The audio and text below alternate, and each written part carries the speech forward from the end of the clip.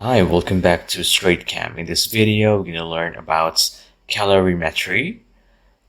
We're going to look at what does it mean by specific heat capacity and heat capacity. Specific heat capacity with the symbol small c is defined as the amount of heat needed to raise the temperature of specifically 1 gram of any substance by 1 degree Celsius at a constant pressure. So the specific heat capacity will be used in the equation like this. When you have Q is the symbol of heat, equals to mc delta T. M is mass of the substance, C is the specific heat capacity, and delta T refers to the change in temperature, which is temperature final minus temperature initial. On the other hand, heat capacity with the symbol capital C or big C is defined as the amount of heat needed to raise the temperature of any substance by 1 degree Celsius. And the formula is Q, which is heat. Q is heat over here, equals to big C, capital C, which is the symbol for heat capacity, times delta T temperature. C is the heat capacity, and delta T refers to the change in temperature, T final minus T initial. Now let's have a look at a few very simple examples to illustrate how we're going to use the specific heat capacity in particular. Over here we have a question. It wants you to find out what is the heat absorbed by 5 grams of copper. We have 5 grams of copper heated from 0 degrees Celsius to 200 degrees Celsius at specific heat capacity of copper, which is 0.39 joule per gram per degree Celsius. So we can see that the question wants the heat absorbed, so we need to find what is Q, okay? Therefore, we need to use, because we need to find Q, we have to use Q equals to mc delta T. Why do we use Q equals to mc delta T?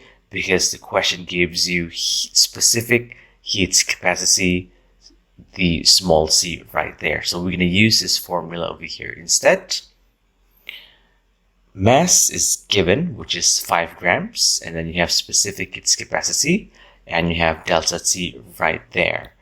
So to solve this, you're just going to write Q equals to the mass, which is 5 grams. So that is the mass over here, the one that we have right there.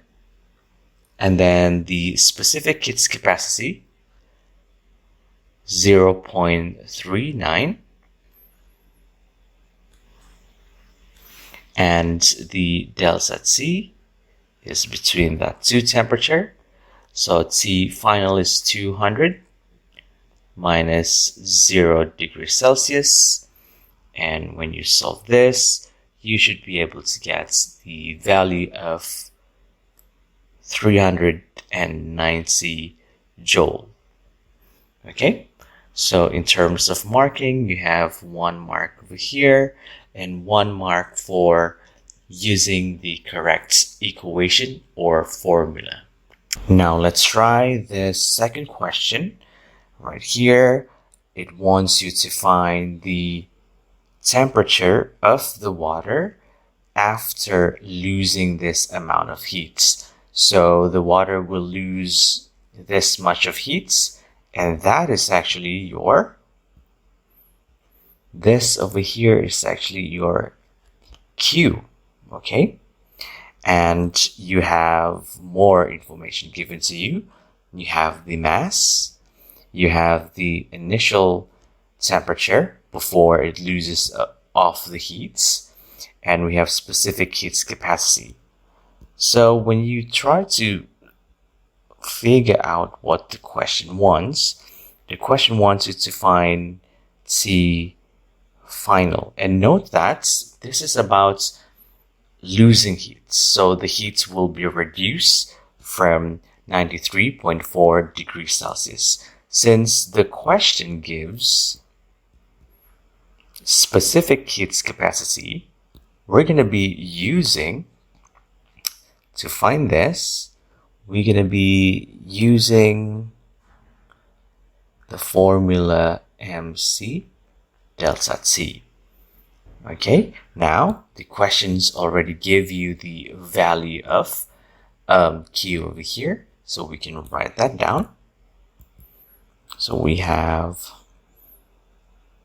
51.83, and don't forget to change kilojoule.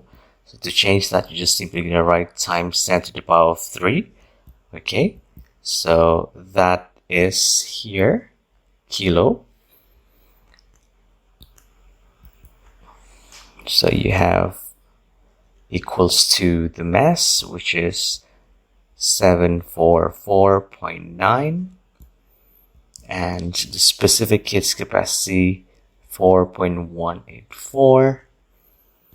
And what you have now is your delta T. We want to find out what is the delta T first. So when we solve this, we will be able to get the delta T of 16.63 degrees Celsius. But what the question wants over here is the T final after the water has lost a certain amount of energy right here.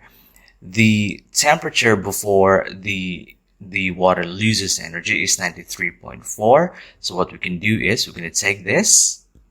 Okay, so we're going to take, so the temperature after losing heat will be, you're going to take 93.4 degrees Celsius minus the change 16.63 degrees Celsius, and therefore you'll get a value of 76.8 degrees Celsius. So that is the temperature after water losing the heat. In terms of marking, you would get 1 mark right here, 1 mark for that one, and 1 mark for using the correct formula.